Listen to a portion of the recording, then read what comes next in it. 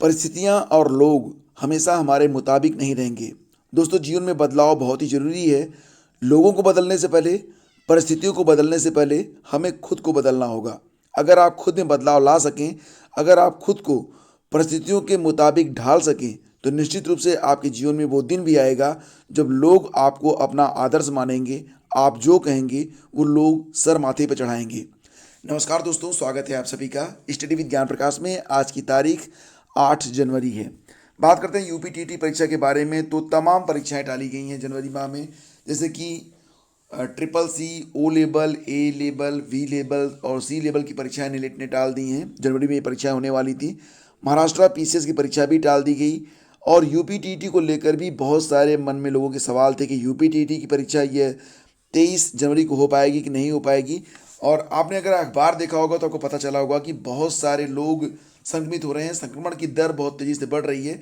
लेकिन दोस्तों, यहाँ पर यह भी याद रखिए कि परीक्षाएं अगर हो जाए तो बेटर रहता है मेरे मुताबिक। और 23 जनवरी को ही यूपीटीटी की परीक्षा है, तो इसकी पूरी तैयारी अभी तक कर ली गई है। हालांकि कुछ परीक्षा केंद्र कम किए गए हैं और अगर आप देखेंगे तो कुल 2532 केंद्रों पर प्राइमरी लेवल की परीक्षा होगी। इस बार प्राइमरी लेवल पर 22 केंद्र कम हुए हैं। वहीं पर अगर देखा जाए तो उच्च प्राथमिक स्तर पर भी 14 केंद्र कम किए गए हैं। देखिए, मुद्दा क्या है? मुद्दा परीक्षा केंद्र कम है या अधिक है ये नहीं है। सबसे बड़ी बात यह है कि आपको अपनी तैयारी लगातार करते रहना है और जब आप घर से बाहर निकलें तो आपको जो सुरक्षा के मानदंड हैं उसको अपनाना चाहिए। ये आपका शरीर है, आपका जीवन है, अनमोल है। इसे सुरक्षित रखें। किसी के कहने पर पूर्वाग्रह से ग्रस्त ना हो। बीमारी बीमारी होती है जो आपकी सारी ऊर्जा और दिनचर्या को अस्त व्यस्त कर सकती है। आगे बढ़ते फ्रेंड्स, और अगली खबर ये है कि एडेड जूनियर भर्ती को रात में भी धरने पर डटे रहे छात्र। फिलहाल दोस्तों, एडेड जूनियर भर्ती को लेकर जो न्यूज़ सामने आ रही है वो थोड़ी सी हमें चौंकाती है।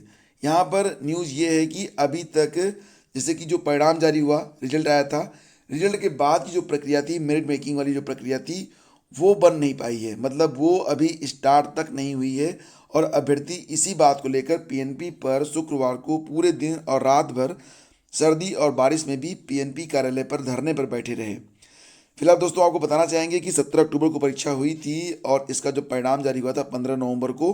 तो 15 नवंबर के बाद ये उम्मीद जताई जा रही थी कि इसी साल यानी कि वर्ष 2021 में ही ये भर्ती पूरी कर ली जाएगी। लेकिन जब इसका मेरिट जो है जारी नहीं हुआ तो पहला जो इसमें अड़चन सामने आई वो ये था कि प्रदेश स्तर पर मेरिट में आरक्षण दिया जाए या फिर हर विद्यालय के अनुसार। तो यहाँ पर प्रदेश स्तर पर मेरिट की बात कही गई, लेकिन यहाँ पर एससीईआरटी और शिक्षा निदेशालय लखनऊ में बताया गया था कि परीक्षा फल ही परीक्षा संस्था से प्राप्त नहीं हुआ है।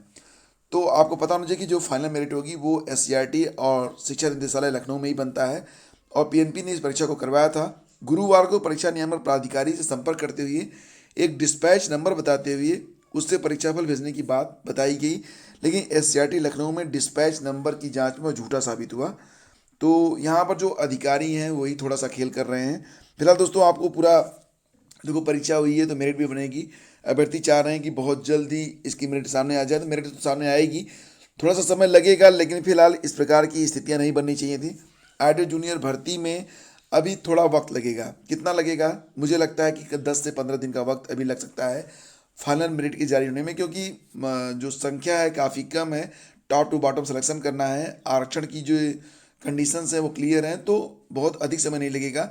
जैसे ही परीक्षाफल प्राप्त होगा एससीईआरटी और शिक्षा निदेशालय को, रिजल्ट भी आ जाएगा। लेकिन आपको धैर्य बनाकर रखना है और जो आगामी परीक्षा होने जा रही है उसकी तैयारी भी आपको लगातार करते रहना है।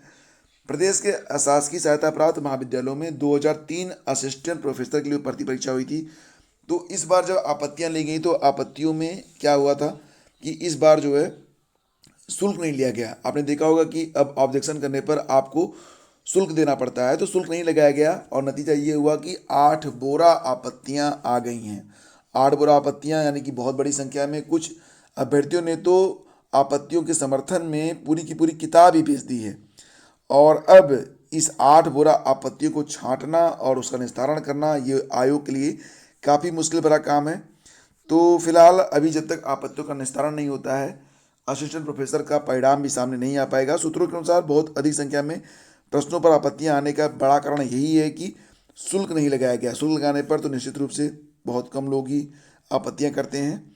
तो सोमवार को हुई बैठक में अध्यक्ष प्रोफेसर ईश्वर शरण विश्वकर्मा ने जनवरी अंत तक आपत्तियों के निस्तारण के आदेश दिए थे। विधानसभा चुनाव को देखते हुए भर्ती प्रक्रिया तेज की गई है और देखते हैं कि कब तक जो है आपत्तियों का निस्तारण करके और फाइनल रिजल्ट जारी किया जाता है। यूपी की लेखपाल भर्ती के लिए ऑनलाइन आवेदन शुरू किए और इस बार जो परीक्षा का प्रारूप होगा वो तो आपको सिलेबस में पता चल ही गया है कि परीक्षा जो होगी वो उसमें 4 खंड रहेंगे। 2 घंटे की परीक्षा में 4 टॉपिक होंगे, चारों को आपको कवर करना होगा। 25-25 प्रश्न आएंगे हर टॉपिक से। इसमें हिंदी भी रहेगी, जीएस के प्रश्न आएंगे, जीएस में स्टैटिक जीके और करंट अफेयर भी रहेगा। ग्राम समाज और विकास के भी पोर्शन रहेंगे और रजनी के भी प्रश्न रहेंगे। तो फिलहाल आवेदन की प्रक्रिया जो है ये 7 तारीख से शुरू हो गई है, 7 जनवरी से। तो अगर आप लोग आवेदन करना चाहते हो तो फटाफट आवेदन कर दीजिएगा। जो लोग पीटी की परीक्षा दिए हैं बस वही लोग आवेदन कर पाएंगे। आवेदन करने के लिए जो मेथड है उस पर एक वीडियो मैं आपको उपलब्ध करा दूंगा आज ही, ताकि आप लोग आसानी से आवेदन कर पाएँ। और दोस्तों एक गुड न्यूज है आप सभी लोगों के लिए। उत्तर प्रदेश पुलिस भर्ती और प्रोन्नति बोर्ड ने आरक्षी नागरिक पुलिस के 26,210 और फायरमैन के 172 पदों पर भर्ती की प्रक्रिया भी शुरू कर दी है। इन पदों का अधियाचन मिलने के बाद इन पदों पर भर्ती के लिए निविदाएं मांगी गई हैं। तो इस पर जो निविदाएं मांगी गई हैं उससे संबंधित सूचनाएं भी प्रकाशित की गई हैं। तो देखिए बहुत ही अच्छी बात है। कुल मिला के लगभग 26,000 से अधिक पदों पर उत्तर प्रदेश में पुलिस भर्ती और प्रोन्नति बोर्ड ने भर्ती को स्टार्ट कर दिया है।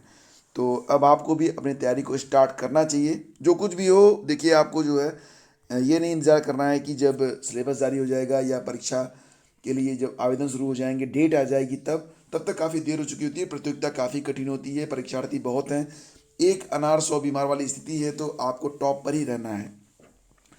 और एक बड़ी राहत भरी खबर आई है। 2016 के सब इंस्पेक्टर भर्ती परीक्षा के लिए सुप्रीम कोर्ट ने यूपी सरकार को बड़ी राहत देते हुए 2016 सब इंस्पेक्टर भर्ती में पास करीब 2500 अभ्यर्थियों की भर्ती का रास्ता साफ कर दिया है।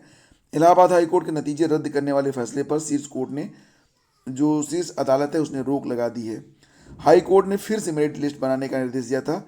यूपी पुलिस भर्ती बोर्ड ने हाई कोर्ट के फैसले को चुनौती देते हुए सुप्रीम कोर्ट का दरवाजा खटखटाया था। तो अब ये काफ़ी अच्छी बात है।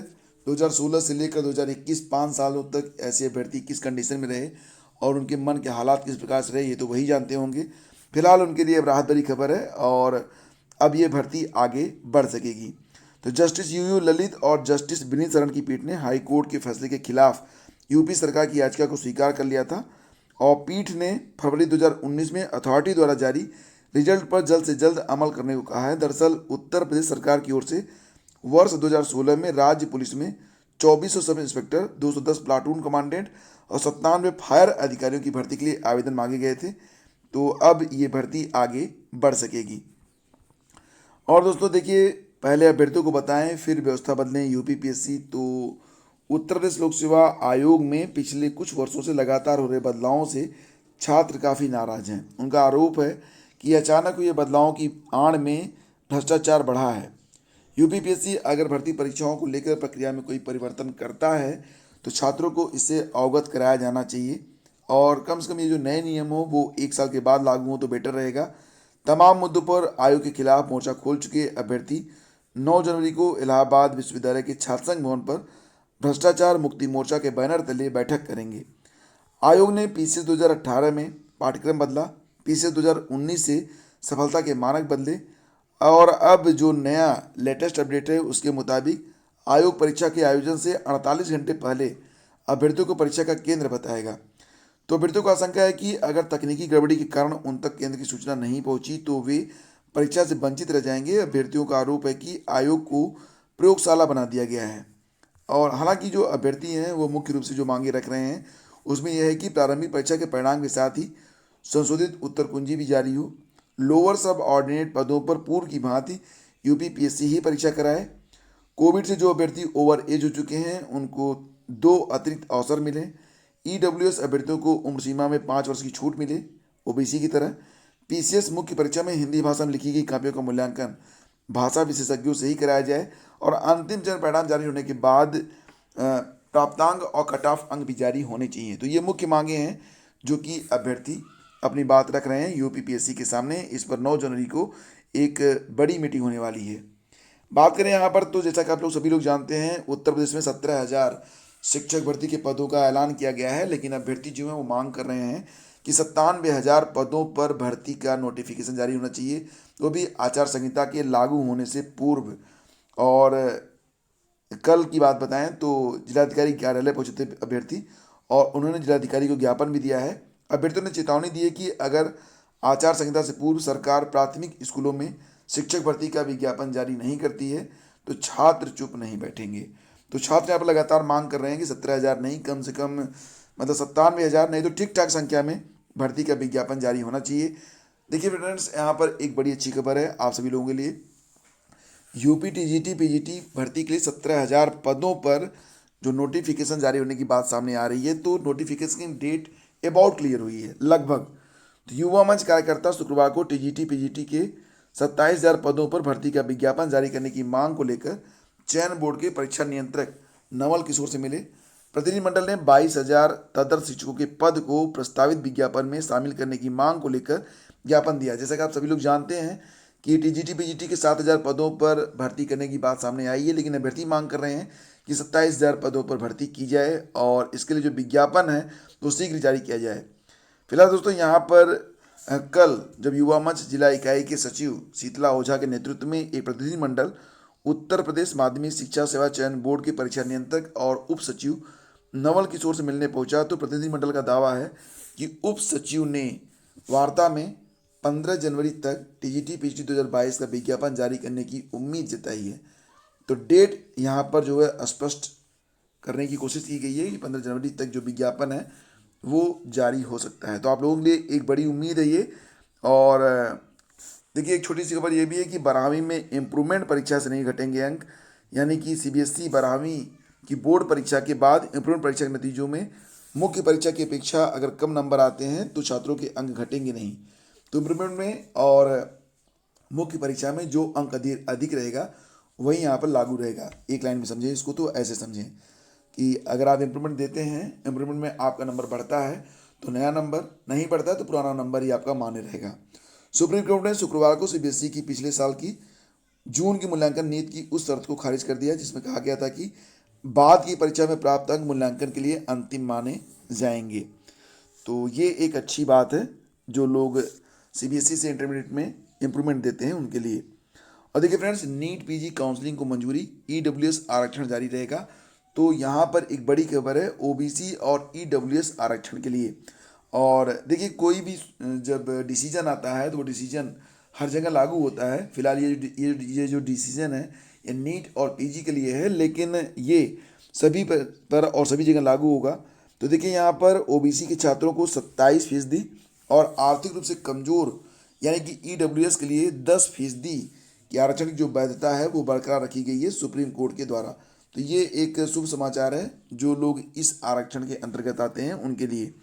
जस्टिस डीवाई चंद्रचूड़ और एएस बोपन्ना की पीठ ने कहा है कि वर्ष 2021-22 के लिए नीट पीजी की काउंसलिंग पहले के मानदंडों के आधार पर होगी, यानी कि 8 लाख रुपए तक की वार्षिक आय वाले ईडब्ल्यूएस कोटे के लिए पात्र होंगे। और पीठ ने कहा कि नीट पीजी 2021 और नीट पीजी 2021 के आधार पर काउंसलिंग 29 जुलाई 2021 को जारी नोटिस में दर्ज आरक्षण को प्रभावी बनाते हुए होगी। तो ओबीसी छात्रों को 27% और ईडब्ल्यूएस के लिए 10% जो आरक्षण मिल रहा है वो आरक्षण मिलता रहेगा। तो ये बहुत ही अच्छी बात है सभी लोगों के लिए जो लोग इस भर्ती परीक्षा से जुड़े हुए हैं। और वही बात, 6800 की सूची से संतुष्ट नहीं है आरक्षित अभ्यर्थी। तो जैसा कि सभी लोग जानते हैं, 69,000 भर्ती के तहत आरक्षित और विशेष आरक्षित वर्ग की बुधवार को जो लिस्ट जारी हुई है 6800 चयनितों की, उससे अभ्यर्थी संतुष्ट नहीं है। अभ्यर्थियों का दावा है कि ओबीसी वर्ग को 27% आरक्षण की जगह मात्र 3.86% आरक्षण दिया गया। उन्हें केवल 2,637 सीटें दी गई। वहीं पर एससी वर्ग के अभ्यर्थियों को 21% की जगह 16.66 आरक्षण मतलब 16.66% आरक्षण दिया गया, जो पूरी तरह से गलत है। सरकार ने इस भर्ती की मूल चयन सूची ने बनाकर जिले स्तर पर किया, जिसमें अभ्यर्थियों के मूल गुणांक, कैटेगरी और सब कैटेगरी आदि को छुपा लिया गया, जो पूरी तरह से गलत है। क्योंकि हर भर्ती की एक मूल चयन सूची बनाई जाती है, लेकिन यहाँ इस भर्ती की मूल चयन सूची नहीं बनाई गई है। तो फिलहाल दोस्तों, यहाँ पर देखो जो मुख्य खबर है वो ये है कि आरक्षण पीड़ित अभ्यर्थी राजेश चौधरी का कहना है कि उन लोगों ने निर्णय लिया है कि 6800 सीट पर घोटाला करने तथा गलत तरीके से चयनित अभ्यर्थियों को बाहर नहीं किए जाने को लेकर सोमवार को इलाहाबाद हाईकोर्ट में याचिका दाखिल करेंगे। तो 6800 सीट पर घोटाला करने तथा गलत तरीके से चयनित अभ्यर्थियों को बाहर नहीं किए जाने को लेकर सोमवार को इलाहाबाद हाईकोर्ट में याचिका दाखिल करेंगे। इस भर्ती प्रक्रिया में पूरी तरह से बेसिक शिक्षा नियमावली 1981 और आरक्षण नियमावली 1994 का घोर उल्लंघन हुआ है। तो ये बात कही जा रही है आरक्षण पीड़ित अभ्यर्थी राजेश चौधरी के मुताबिक कि सोमवार को ये मामला कोर्ट में भी जा सकता है। सोमवार को इलाहाबाद हाईकोर्ट में याचिका दायर हो सकती है। तो फिलहाल 6800 की सूची से संतुष्ट नहीं है आरक्षित अभ्यर्थी। और दोस्तों ये थी आज की पूरी अपडेट। वीडियो पसंद आया तो प्लीज़ इसे लाइक और शेयर आप जरूर किया करें। कोशिश की जाती है कि आप तक वही खबरें पहुँचें जो आपके लिए, देखो मैं ये नहीं चाहता कि आप इतनी एक्साइटिंग जो है हेडलाइन लगाई जाए कि आप थंबनेल को देखकर ही क्लिक करने को बेकरार हो जाएं और अंदर कुछ भी ना निकले। मैं वही चीज़ें यहाँ पर रखता हूँ जो आपके लिए ज़रूरी होती हैं। इसलिए प्लीज़ चैनल का समर्थन कीजिए, इसे लाइक और शेयर आप ज़रूर किया करें। और जो लोग शिक्षक भर्ती और अन्य परीक्षाओं की तैयारी कर रहे हैं उनसे भी कहिए कि चैनल पर आकर जुड़ जाएं। कल आपके लिए एक बहुत ही अच्छा टेस्ट अपलोड किया गया था यूपीटीटी के लिए। तो जो यूपीटीटी के स्टूडेंट हैं वो लोग वीडियो के डिस्क्रिप्शन में यूपीटीटी टेस्ट का जो वीडियो अपलोड किया गया है उसको लगा के देखें, बहुत अधिक फ़ायदा उनको होगा। इस वीडियो में आपको वही प्रश्न दिए गए हैं जो कि बार बार पूछे जाते हैं, यानी कि आयोग के favourite question. Thank you so much.